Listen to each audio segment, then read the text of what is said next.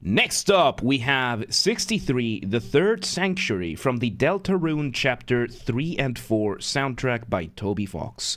Once again, everybody, this is a Basterd's LFA, a layman-friendly analysis. I'm a professionally trained musician and composer, and my objective here is to explain things in a way so that you don't have to be one to understand what is happening here musically. So, if you like the sound of that, make sure you're following the channel, subscribe to the channel, whatever term you want to use, like the video, share the video, leave a comment, turn on notifications, become a member, all that good stuff. Two disclaimers. Number one, this is my first time hearing this ever, so I will be pausing a lot, and I will be talking a lot, as I will be pointing things out as I hear them or as I realize them. So there's no point in you complaining in my comments saying that I'm pausing too much and talking too much. I'm telling you right now that's exactly what I'm going to do. And number two, this is recorded live on stream on a single take. I will stumble upon my words. Whatever happens, happens. With that being said, let's do this. The Third Sanctuary. Let's go.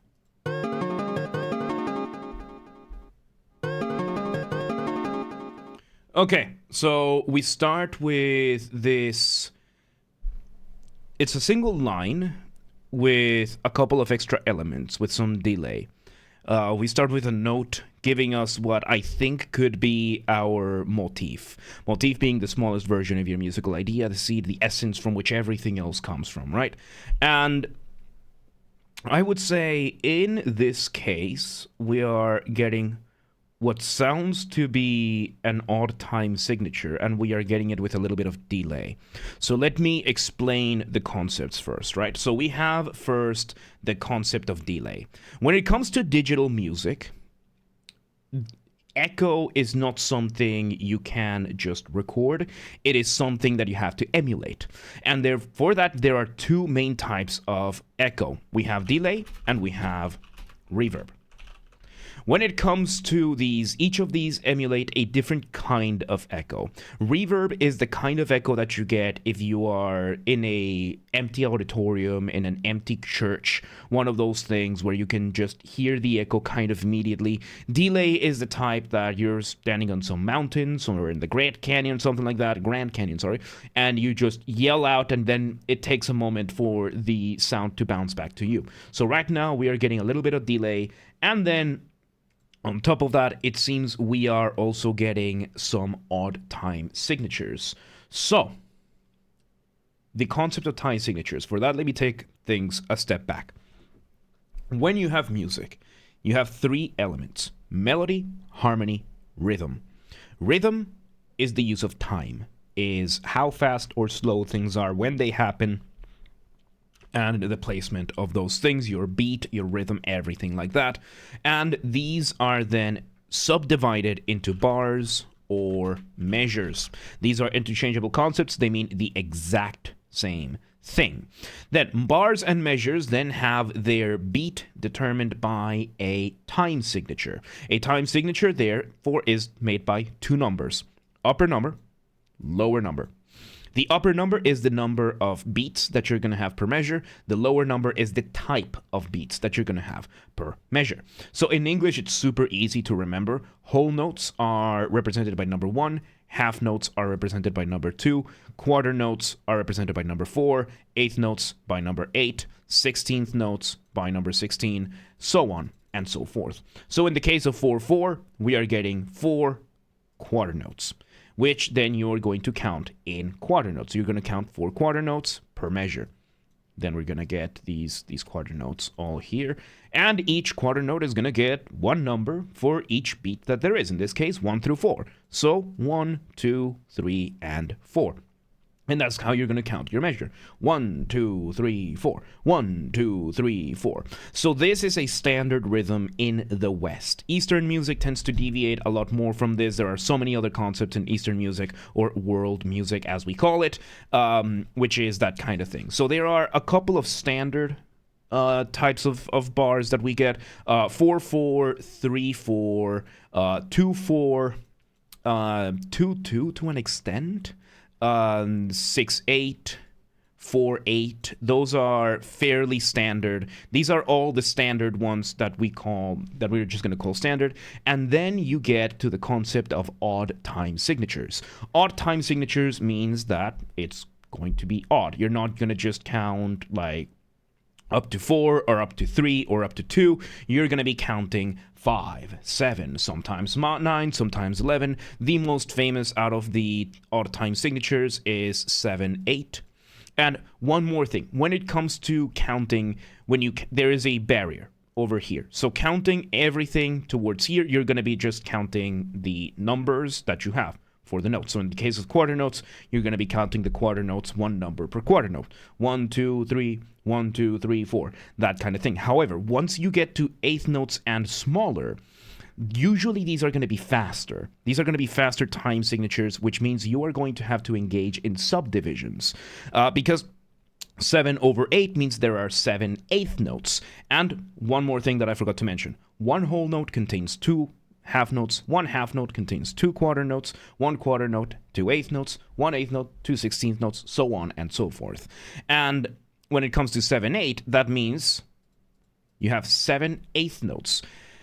And usually this is going to be a lot faster. So it's one thing to be able to count 1, 2, 3, 4, 1, 2, 3, 4, than it is 1, 2, 3, 4, 5, 6, 7, 1, 2, 3, 4, 5, 6, 7. Because in English, you're going to have those double syllable numbers, which is going to mess up everything. So what you do is that you end up subdividing, so you group together the different notes. In this case, usually for 7, 8, you make groups of 2 and groups of 3. In general, most of the odd time signatures can be explained by one group of 3, and then the rest are groups of 2.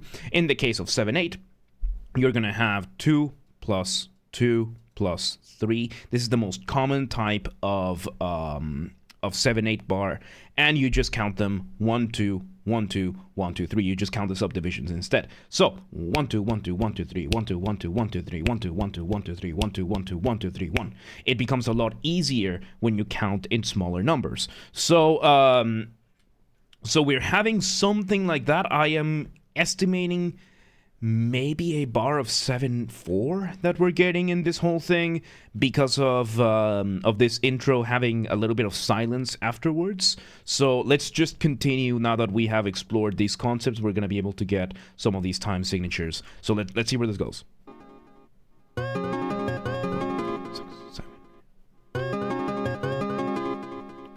Okay, this is in 2 bars of 5/8. 5/4. Sorry, 2 bars of 5/4. So 5 quarter notes, 5 quarter notes, and there you go. We're just repeating the motif right now, straight repetition. So 3, 4, 5, 1, 2, 3, 4, 5, 1, 2, 3, 4, 5, 1, 4, 5, 6, 7, 8, 9. Oh, 9 over 4. 3, 4, 5, 6, 7. Oh, so we're changing the time signature, and the main difference has been the amount of silence. So one of those bars was basically a 10/4, a 10 over 4, but it seems like it is changing every repetition, and the big difference is the amount of silence, which is probably a foreshadowing of what is coming next, because that silence is probably going to be populated, and Toby Fox ended up creating the bars as they are and then filled them up. Or what he did, which is most likely what ends up happening, whatever version we're going to get down the line is the original version, and then he just extrapolated that and put the first layer in the beginning. We did have a brief moment of a violin line giving us a bit of a ceiling, and then it just ended. So let me go back a couple of seconds so that I can get that drum beat. Let's see where this goes.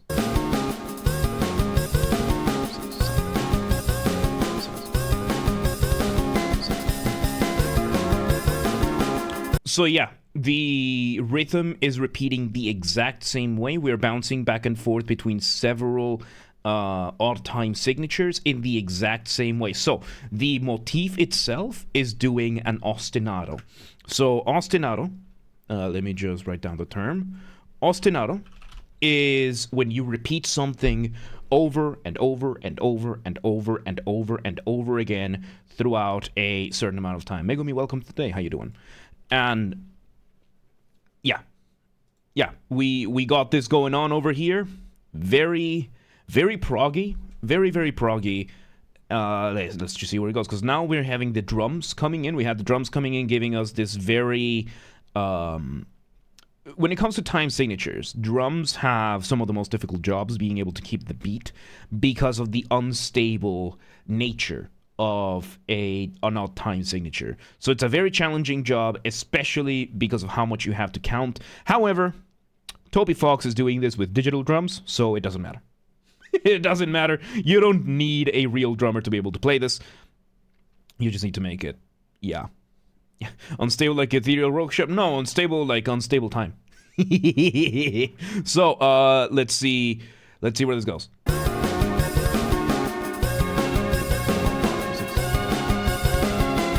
So we're getting, most of these are almost a 6/8, so that is 11/8. So most of this is in 11/8. Yeah, a good chunk of these are 11/8. So that's the time signature for a good chunk of these. And yeah, a good chunk of this is going to be in 11/8. So it would seem that is one of the shorter time signatures. And it seems like the 11/8 is subdivided into... So it seems it's subdivided into 7 plus 4. It would seem. So, yeah. Yeah, let's see where it goes. The violins are back. The violins are back, giving us a little bit of the rhythm. It's giving away the rhythm a little bit more by changing note during the downbeats. So the first beat of whatever time signature, whatever bar you're in, the first beat is called the downbeat. And there you go. Leslie, I'm doing fantastic. I hope everybody's having a good Monday. By the way, this is recorded on Labor Day, so happy Labor Day for the Americans and for everybody else. Get back to work. All right, let's see where this goes. This is very lovely. And yeah, no, this is, like, relatively speaking, this is a very straightforward method that we are doing. So let's see where this goes.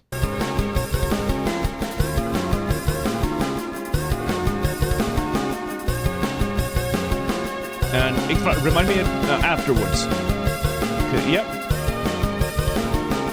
We do have a second synth giving us what sounds to be a doubling a little bit lower on the range. Because it seems like we have one on the left ear. We have one synth, the main synth panned to the left ear, and then we have another one on the right ear, giving us in a bit of a lower range. So the concept of panning.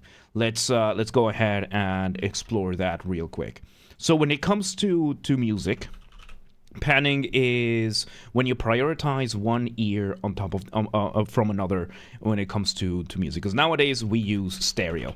Stereo is the standard for speakers, for headphones, for pretty much everything. Because, you know, stereo is made out of left speaker, right speaker. Because human beings, left ear, right ear. Most of us have both of them working pretty well. So the concept is that you have left ear, right ear. You have your listener, look at you over here, all happy, deformed, and bald, therefore evil. And the way it works is that stereo splits an audio track into two. One for the left ear, one for the right ear.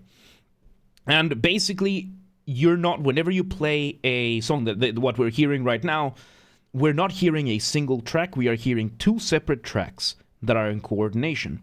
And the way it works is that if both tracks are playing at the same volume, at the same amount of volume. Let's say we have a guitar track, and the guitar track is playing at the same amount of volume on both ears. It's going to sound like it comes from the front, especially if it's a full volume.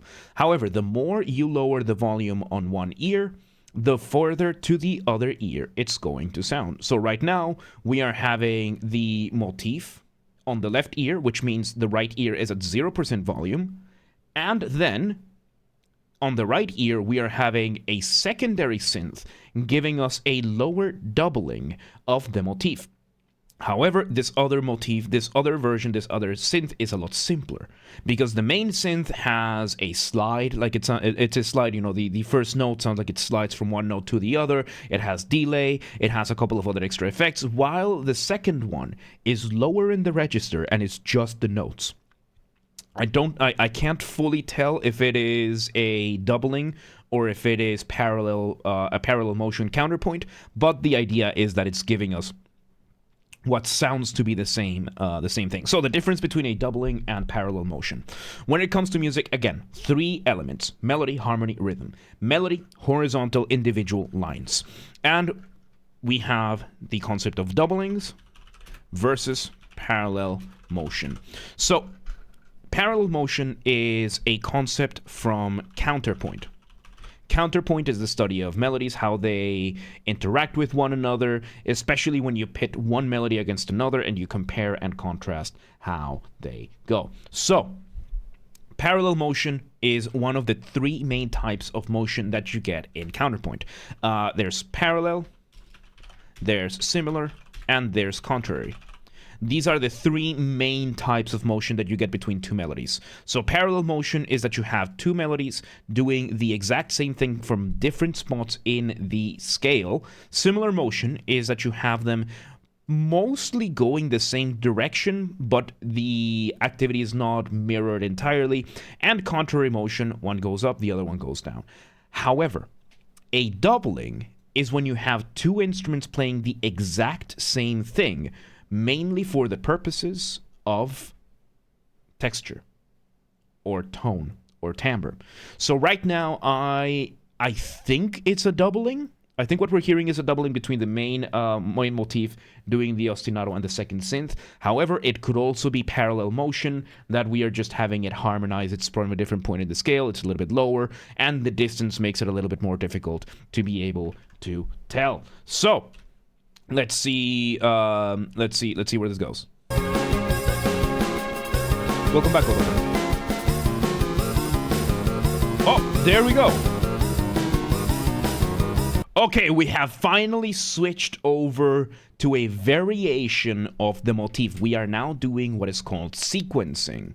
So sequencing is when you take a motif, and in this case, it's kind of like this shape. The motif is this shape, and sequencing is when you repeat it, but instead of repeating it from the exact same spot, you repeat it from a different spot on the scale, and you just create a sequence which gives you this kind of meta line going in whatever direction, and then you can just make whatever shapes you want out of this. And we are now just doing it, instead of waiting those extra beats, we are now doing one after the other, after the other, after the other. We have changed to a new time signature. Let's see where this goes. And yes, Dominion, it's fine. It's okay. No worries. 1, 2, 3, 4, 5, 1, 2, 3, 4, 5, 1, 2, 3, 4, 5, 1, 2, 3, 4, 5, 1, 2, 1, 2, 3, 1, 2, 1. We're in 5/8 now. It's really fun seeing you try to play a song when chapters 3 and 4 first released. This is a pretty complex track when it comes to time signatures. Very, very proggy. Very, very proggy. But yeah, we're having this one. We're in 5/8. 1, 2, 1, 2, 3, 1, 2, 1, 2, 3, 1, 2, 1, 2, 3, 1, 2, 1, 2, 3. Seems to be like this is our contrasting section for this. Because, you know, we explored this one quite nicely. Now, the concept of form, right? Form, or the structure of your track, is just what we call this for mainly instrumentals. Because you played yourself. Because this music that we're hearing, technically speaking, is not a song. Songs have lyrics. Songs have the vocals and the lyrics being the driving force of the music. So when it comes to instrumentals, you are going to need form instead, because it's not as easy to tell one section from another. What we had was, we had a short intro, then we had section A. Which is the first motif and all the variations that we were having. Now we have entered into section B. Section B is this version with the sequenced motifs. Section A was the ostinato version of the motifs. Now section B is the sequenced version of the motifs. Let's see. Oh yeah, it's okay. Some kind of human. That happens. Those are blurps. that's something else. So yeah, let's see where this goes.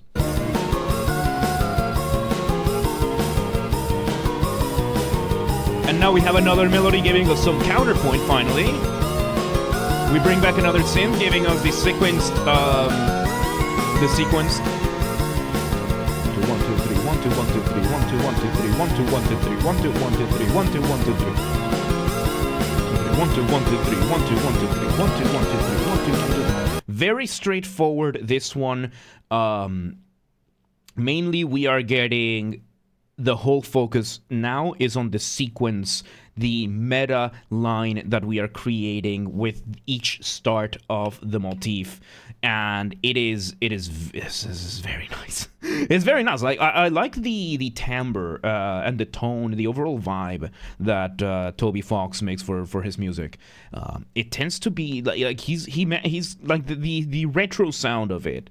It's just something else, man. It's just something else. He manages to strike such a unique sound that he gets from it. So yeah, let's just see where it goes. I just wanted to make that comment.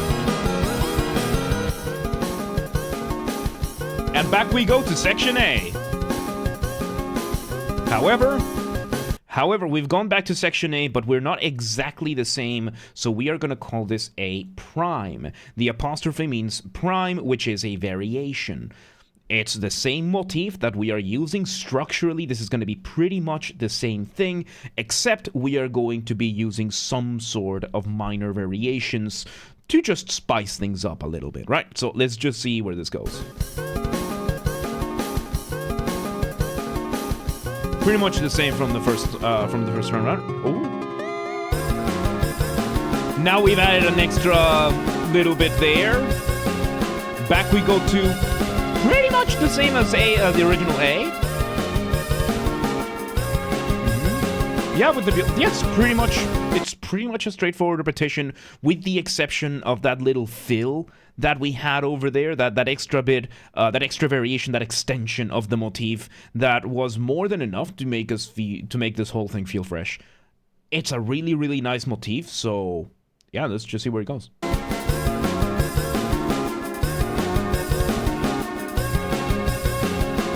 Now, the drum corps of this sounds like a lot of work.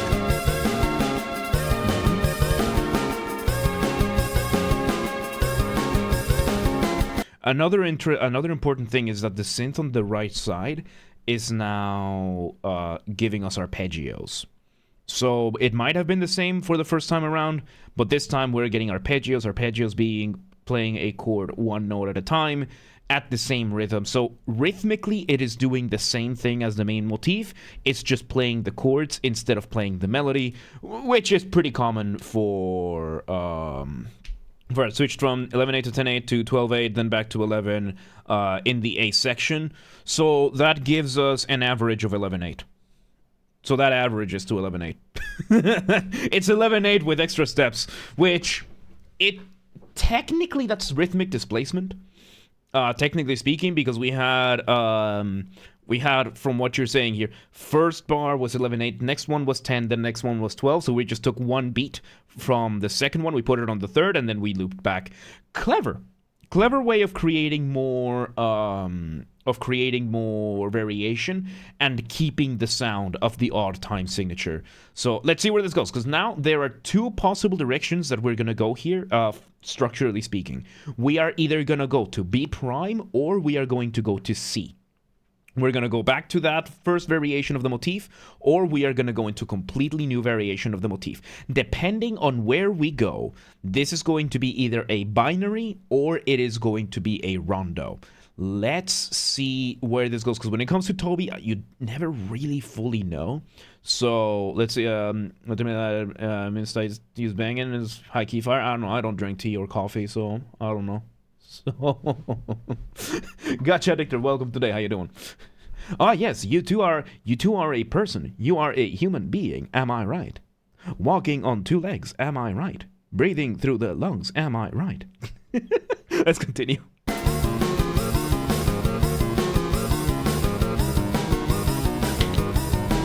Back to B we go. With the variation, we added one more. We have a doubling. So now we're in B prime. Yep, we're giving more focus to the melody now. B prime. 1 2 1 2 3 1 2 1 2 3 1 2 1 2 3 1 2 1 2 3. Very beautiful melody. And off the ramp we go. All right, going off the ramp, that is a colloquial term that I use. Colloquial means that there is no academic definition for it, or at least I'm not using it for the sake of simplicity. Going off the ramp is what I call a transition.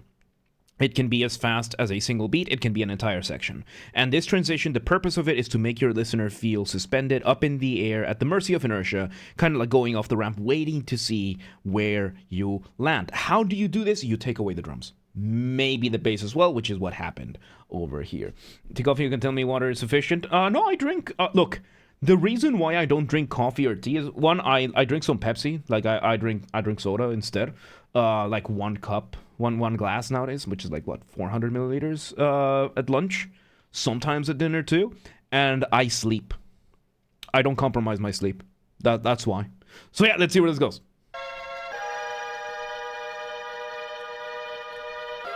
Water is bad? I like water. So it sounds like we're getting the... And back to A double prime we go. So that transition ended up being mainly the chords of the section A without anything else. It was just those lines. And it worked. It worked. Let's see. Now we are in A double prime, because now we're getting a couple of extra variations. We are getting like endings to these. So let's see. Why would you want to buy something that has 0 calories? I just drink it from the tap, dude. I live in Hungary. I like the tap water here is safe to drink. So let's see. This is. Back we go to this, but now we have, and now we are getting an inversion. So we are getting a partial inversion. So when it comes to melodies, inversions is when you take, so what we're doing is that instead of immediately doing the ostinato the way we were doing, or instead of sequencing it, we're doing an inversion. So an inversion is when you have some sort of melodic shape, you grab that and you flip it upside down. So now we are getting 2 versions of the melody, one regular, one inverted, and that alone is giving us such a massive difference. Let's see where this goes, because we got about 30 seconds left. Let's see what this goes. Very beautiful. And I like that every once in a while we're just removing a beat here and there from the motif. Just to keep things different, different enough that it doesn't get boring, but still familiar enough. So there's tap water. Oh yeah, I know that tap water is really bad in other places. I'm super grateful that I live in Hungary. So I find it so funny to call this a 23/8. Here's the thing. Technically, you could 100% say that this whole thing is written in 1/1. Technically speaking, you could say that this is written in x over 8 or x over 16 or x32. You could make these, you can count these and just put the entire track in a single bar. But the purpose of time signatures is to communicate with players, with musicians. This is something that I find obnoxious and annoying from the prog metal crowd and the math rock and jazz and academic music, classical people that want to be the next John Cage and whatnot, that they want to make the most complex and most complicated, and they want to make it as difficult to read as possible. When in reality, the purpose of writing down music is to communicate with other people. Is to be able to communicate as simply as possible and as effectively as possible. If you can simplify the way you count your measures, do it. If you have a measure that makes more sense to be in one type or over another, do it. Because at the end of the day, if someone else ends up reading that, if you're going to end up trying to play this live, it's going to be a lot easier for you to get another musician to understand what you're trying to type if it is simpler. A classic new complexity school. Yeah, no, and this happens all the time, right? Like, eventually music gets so complicated that no one is able to play it, and then the standards collapse and we go back to simpler music. So, yeah, no, it's one of those things that, in my case, I've written music in odd time signatures, and I make sure to make it as easy to play as possible. I want my musicians, I want my players, my performers to be able to play the music I write. That was one of the big differences that I had when I was studying music, that I wanted to make my music playable. Because it's not about me making it complex, it's not about me making difficult music that no one but me can play. It's about making music. It's not about me, it's not about you, it's not about the players, it's not about the skill, it's about the music. And it's about whatever the music demands from you. And that's it. So, there you go. Garland, thank you for the follow. Welcome to the Mosh Pit. Welcome today. How you doing? So yeah, there you go. So yeah, right now we are in A double prime. Let's see how this ends. I just wanted to give that little rant. Let's see where this goes.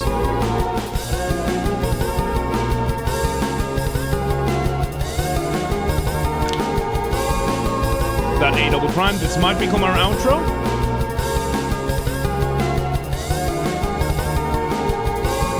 I really like now that there is this extrapolated rhythm now that is kind of giving us like this, like almost this dance-like, waltz-like feeling to this.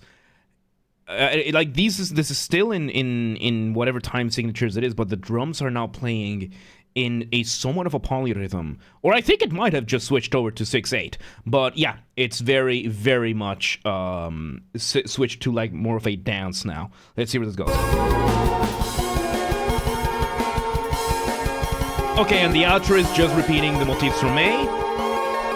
So the outro, there you go, and we play the motif a couple more times with a couple of instruments. We remove a couple of layers at a time, and there you go. There you go, a fairly straightforward structure, A, B, A prime, B prime, A double prime, and there you go.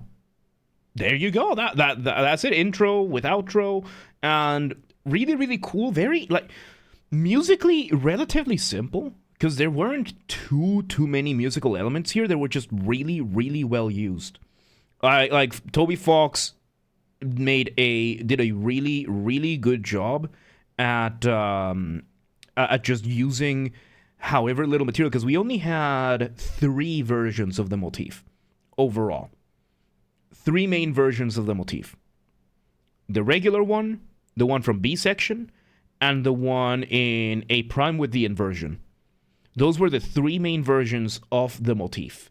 Everything else was just whatever was built around it. And he made 4 minutes out of that. Really good stuff, man. Really, really good stuff. There you go. That was the 3rd Sanctuary from the Deltarune Chapters 3 and 4 soundtrack by Toby Fox. Good stuff, man. Once again, everybody, this is a Basterd's LFA, a layman-friendly analysis. I'm a professionally trained musician, and my objective here has been to explain things in a way so that you don't have to be one to understand what has happened here, musically. So, if you're watching this on the YouTube video archive thing, thank you for watching. Make sure you're following the channel, subscribe to the channel, whatever term you want to use. Like the video, share the video, leave a comment, turn on notifications, become a member, all that good stuff. By the way, I'm announcing this now. Those of you who are members, starting whenever this video starts going up, on Saturdays, members get access to all the videos. Members get to check all the videos when I schedule, because I schedule these videos on Saturday, and Saturday members will be able to watch all the videos ahead of time of everybody else. So, putting that out there for the Aristo Bastards, or I might make it available for all the tiers. I'm not entirely sure, but members will get access to watching all the videos on Saturday when I schedule them, because there's a couple of practical things that I wanted to change there, and yeah, there you go. So now you know. Now there is an incentive. Now there's extra incentive. So if you're watching this on the YouTube channel. Thank you for watching again. And if you want to listen to this without me interrupting every 3 seconds, I will be linking it in the description down below. If you want to request a song and you're not on the live stream, if you're on the live stream, do not request just yet. And if you're not on the live stream, go to the Discord server, link down below. Go to the LFA requests channel and follow the instructions on the pinned message. And if you want to catch the streams when they go live, we aim for Monday through Friday, 6 p.m. Central European Time. Full schedule, up to date, showing your local time zone in case you don't live in Europe. In the Discord and the Twitch, both are linked down below, so that you don't have to worry. Oh, what time is 6 p.m. Central European Time? I live in Tajikistan. Well, now you get it all shown there for you. You don't have to worry about anything. And follow the gaming channel. I have a gaming channel because I'm on YouTube. Of course, I have a gaming channel. What else could I possibly have? Games are Basterd. That's where I put the VOD recordings of the video game after shows that we do. If they happen, I haven't uploaded in a while, but we're not going to talk about that. Link down below, it's Games Are Basterd, link down below, or just search for it on YouTube. Same username as James Are Basterd, just swap the J for a G, and you got it. And yeah, there you go. There you go, the third Sanctuary from the Deltarune chapters 3 and 4. That was really nice. I really like Toby's music. It's really, really good stuff. But yeah, let's move